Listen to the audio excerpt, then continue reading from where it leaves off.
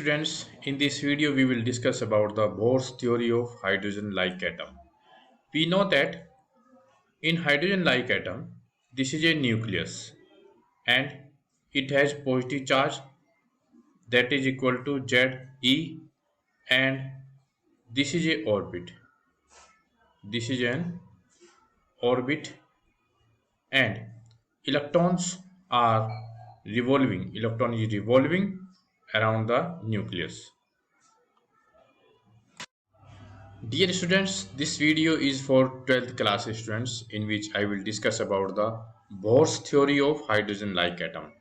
We know that in hydrogen-like atom we have a nucleus, and this nucleus having the positive charge Ze, where Z is atomic number and E is electronic charge, and this is an orbit.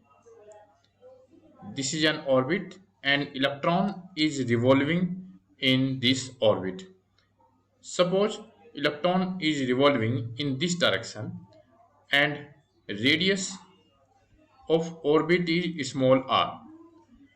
Charge of electron is small e, and we know that there is a if electron is revolving in orbit, then there is a need of force to revolve in orbit, that is equal to centripetal force. Electron require a centripetal force to revolve in orbit, that should be equal to mv square upon r. And electrostatic force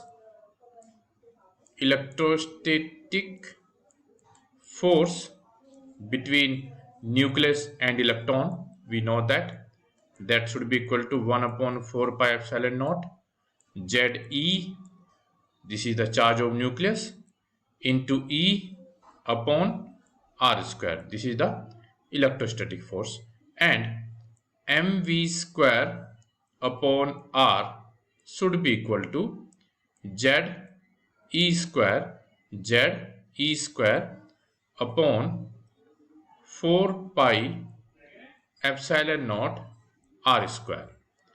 And here we can write 1 r is cancelled out and it becomes mv square equal to Ze square upon 4 pi epsilon naught r. And we also know that angular momentum mvr is equal to n times of h upon 2 pi. This is postulate of Bohr atomic model, mvr equal to nh upon 2 pi, and here v becomes equal to nh upon 2 pi mr. We put the value of this v in this equation and it becomes value of v is v square n square h square upon 4 pi square m square r square. This is value of v square. That should be equal to Ze square upon 4 pi epsilon naught r. 1 r is cancelled out, 4 pi cancel out, and it becomes n square h square epsilon naught equal to 1 pi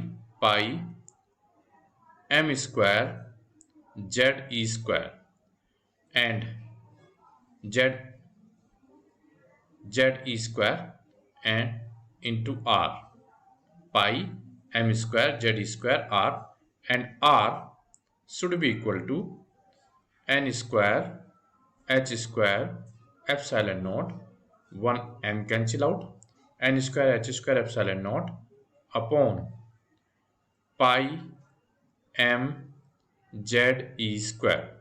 This is radius. This is radius of orbit, and we can see for a particular orbit n, h is constant, Planck constant, pi constant, m constant, z atomic number, E constant. It means R is directly proportional to n square. Radius of orbit is directly proportional to n square. For hydrogen-like atom, n becomes 1, z becomes equal to 1, and r equal to n square becomes 1. H square means 6.6 into 10 to the power minus 34 square. Epsilon naught 8.86 into 10 to the power minus 12 upon pi. Mass of electron 9.1 into 10 to the power minus 31.